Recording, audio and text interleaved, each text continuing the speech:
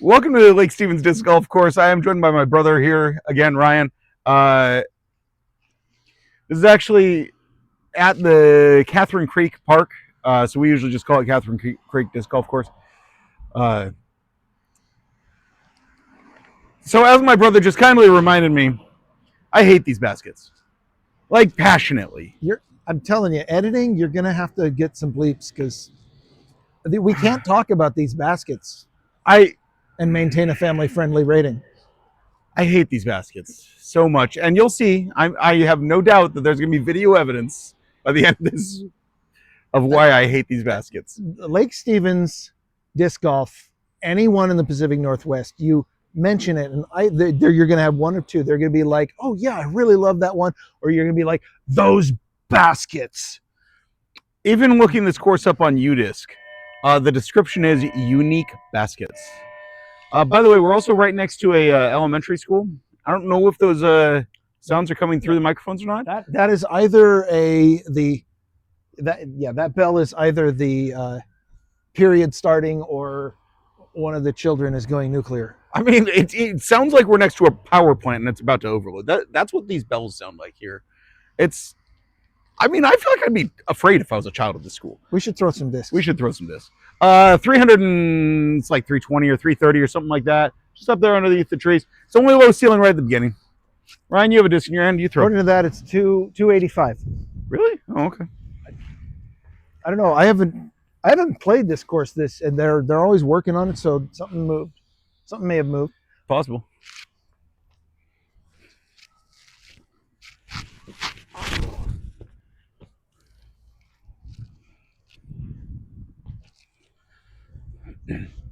That is interesting that within 10 feet of this tee pad, there is a tee sign that says 285, but then there's the main course sign right here that says that it's 320. Within 10 feet of the basket, there are two different signs that disagree on where this basket is. That's great. It's possible the basket moves. It could be an optical illusion. The basket moves back and forth depending on which direction you look. Or maybe they expect you to have double vision. Also, I don't love tee pads that are only 8 feet long. I like longer tee pads. That's got the distance I didn't have. Oh, and it's right behind a tree. Right behind a tree. No pressure. Tree love, I guess. Yeah. That's what I kind of meant to do. Oh, I mean, those are both easy putts, though. Yeah, they are.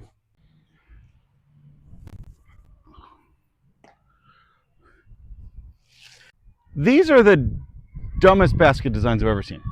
Not only do you have something that's going to stop you from going into the basket if you're at the wrong angle, like the angle I'm at right here, I'm right here to the right.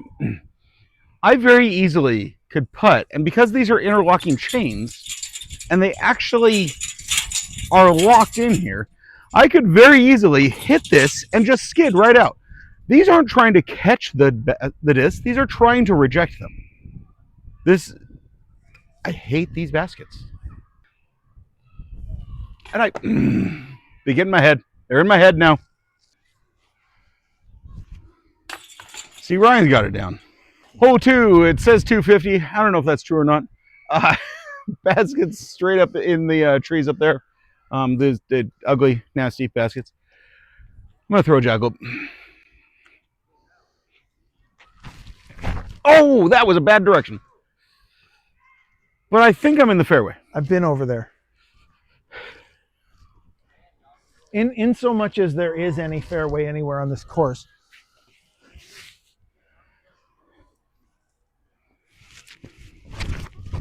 Oh, it's not over there. Well, we're just going to check out both sides of the fairway.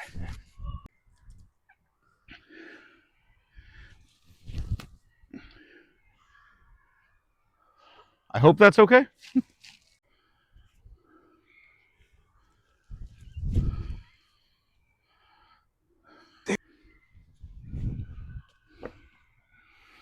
Yeah, well, even with these bad baskets, you should be able to make that. Well, if I go for the basket itself, it's going over and going to end up the same putt coming back the other way.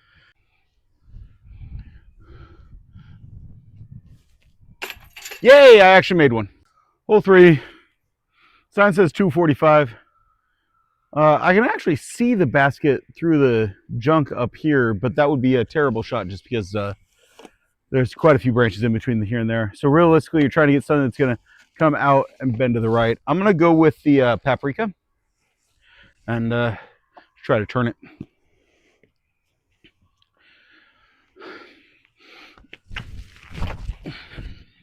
I didn't turn it enough. And it'll be an easy upshot from there. Uh-oh. Oh no. Hey, this disc likes this course. I still can't throw it for crap, but it likes the course.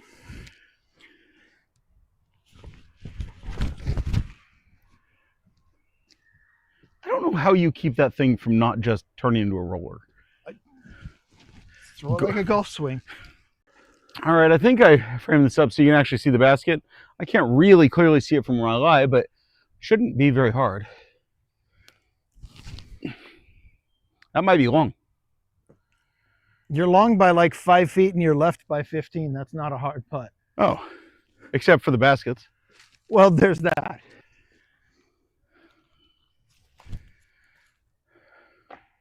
Oh, right with you.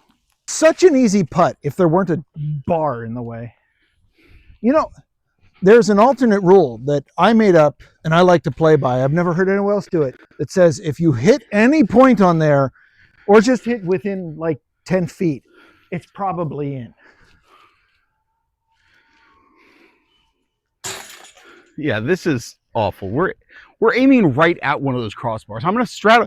I have a wide open putt, and I'm going to straddle way to my left, trying to get away from that crossbar. And in a normal basket, that was a miss because I hit the outside and it would just go to the left.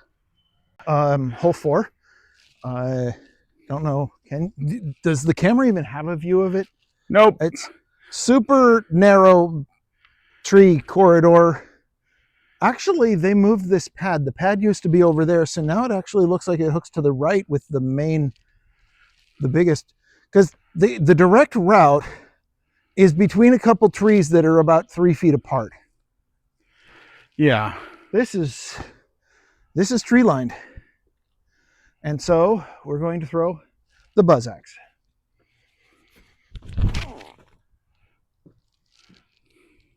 Which may have rolled.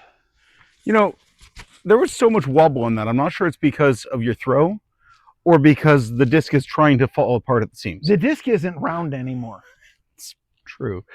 Yeah, fact is that the only place that I can find that you can see the basket is if you're standing right on this tee pad. And so it doesn't really, not going to set the camera up in the middle of this. Also, I don't think this tee pad's even 6 feet long. Like, what? Seriously, guys? Not 6 of your feet.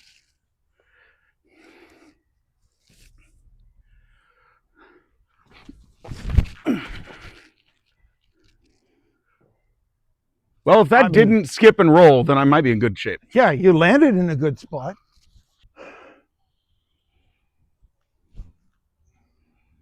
Stop moving. I hope that's not bad. And we have Tony's downhill putt coming up. As you can see, my disc is already in the basket because I'm awesome. No creative editing needed. Oh, I hate these baskets. Do you want to try that again? I hate these baskets. Yeah, you do. Although that would have skipped off the top of a normal basket too. Okay, so this one relatively short, 180 feet, rough dog leg, and you can't really see the basket. Definitely can't see the basket. But it's off there to the left somewhere. It's a strong curve. So I'm going to try to throw something that's a relatively straight disc. I'm going to throw my jet. Relatively straight disc, just with a decent amount of hyzer trying to get in there.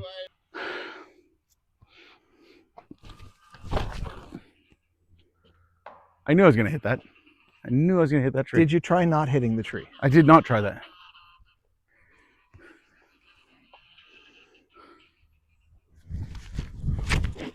Where is that going? Straight. It's the first time I've ever thrown that disc straight. I mean, it is a Avenger Super Straight. That's the name of it. Yeah, I've never thrown it straight.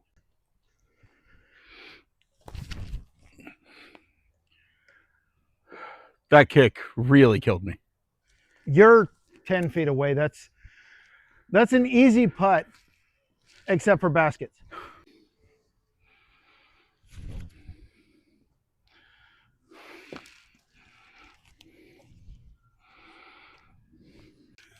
And coming at the chains from the wrong direction as usual.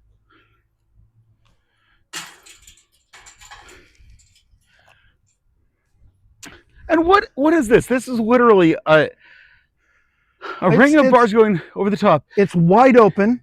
And you don't have a bar here, which is really nice. But if you throw with the wrong trajectory, it comes right through. It has 3 chains. Literally, there are 3 chains. Not three rows of chains. There are 3 chains hanging from this basket. I was about to say who designed these chains, but I think you can answer that. I think it's actually listed on a sadist. Yeah, truth. Or somebody who's never actually played this game. Success.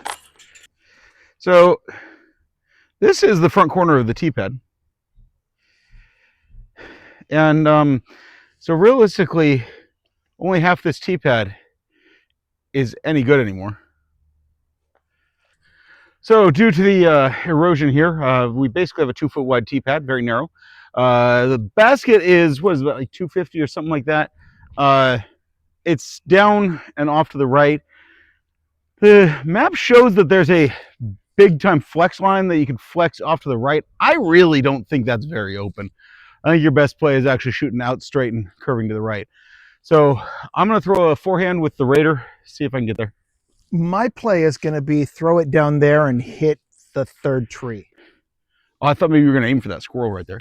Oh, playing on the right side of this tee pad is awful. You're throwing right at that. All right, I got to throw something different. All right, change of plans.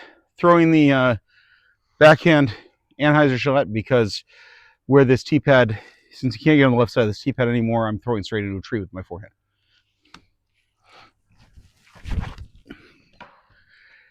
As opposed to your backhand, which... I hit the 2nd tree instead of the 1st tree. What's the worst that could happen? Yeah, this 1st tree.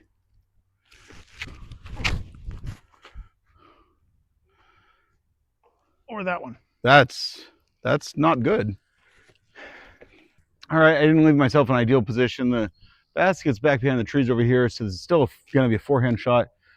I'm really hoping I don't hit these, and I'm really hoping I don't roll my wrist, because either one of those means that I'm nowhere close.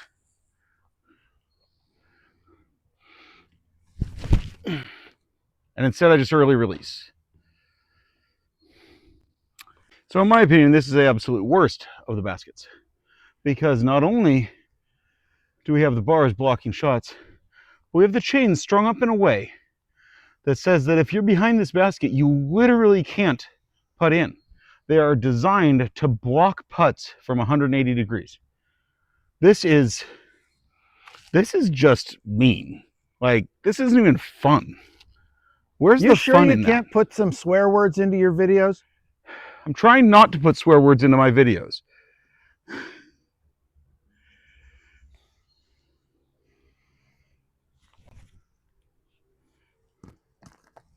That was a great upshot, right?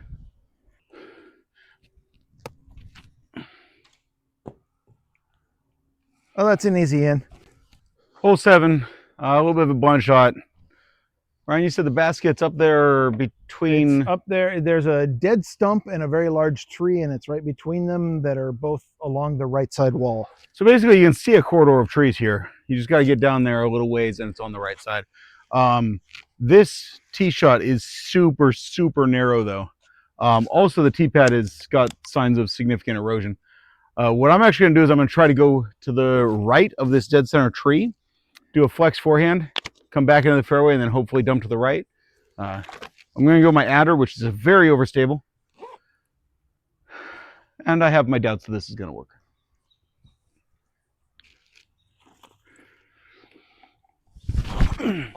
That didn't get to the line. Oh, that's going to be If it didn't roll, you're not into. Oh, it did roll. There it is. rolled a lot. It's rolling back towards us. I shouldn't have said anything. I may have just niced you. I think you did.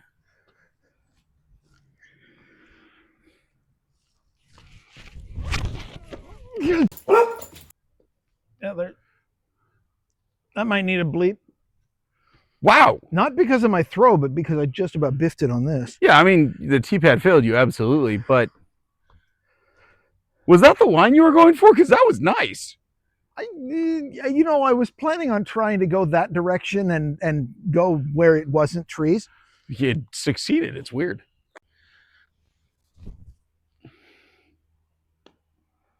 I almost threw that in. You are 4 feet away. Easy putt in. Even these baskets can't screw up that shot. Oh, now we're going to have to film it. Yup. Come back to me. Come to me. Come on, all the way back.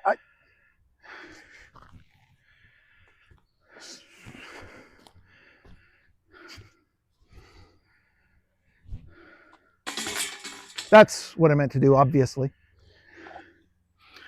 Clearly, we're just going to cut all that out. Also, some courses go for difficulty based on distance, like your golf style courses. Some courses, like NAD or something, make it difficult because of all the trees. And this one did that a little bit. But this one decided we want to be pro level difficulty. And how do we do that on a small course? We make the worst baskets in the world. See, I'm close enough that not even you can stop me. So here's a basket. I know that down this corridor down here, a few years ago, they put in a basket 7A. And I'm fairly certain that that is the basket for 7A. We can't find a T-pad. We looked, and where we remember the T-pad being is X marks the spot right where those two trees are crossing. The two down trees.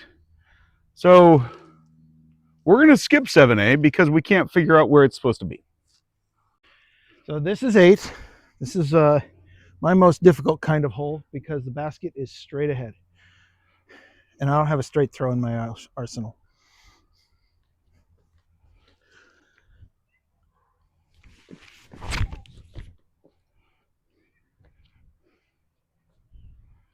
That was far more graceful than I expected, Ryan. I'm sorry I didn't biff it off the tee. I thought you were going to go just face first into the dirt and really clear out of the way of the camera. That was what we rehearsed, but I'll let you have the honors. Yeah, my turn. I get to go off the end of these really short tees. They're not the shortest I've played. This is not the shortest of this course either. Actually, it's not even the shortest we've played today. I know. Well, I mean, Ferguson. Well, we had Ferguson, but also we had a whole 3. That should do.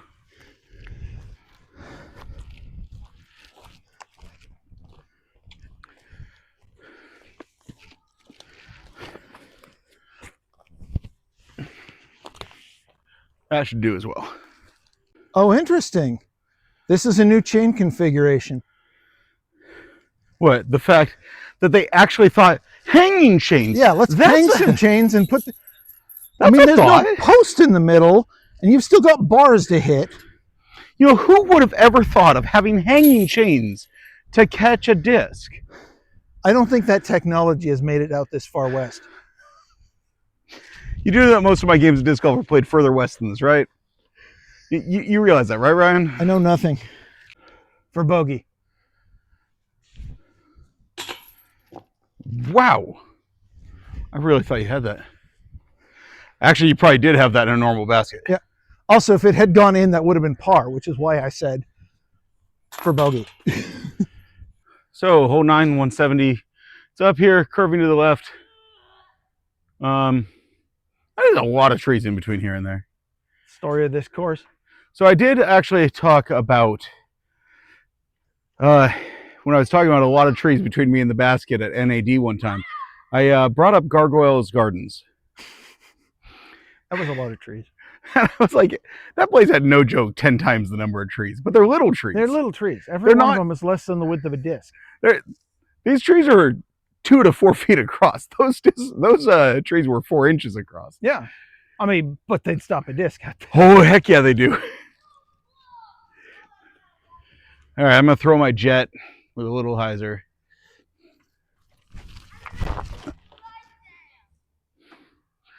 So I did the throw that I wanted, just not the direction I wanted. Are you kidding me? If there were no trees there, that would have been perfect. Yeah, if there had been no trees.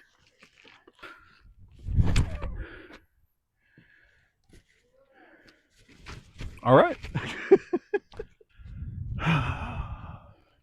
Farting loudly. Indeed. Huh, that's not good. You literally put it on top of mine.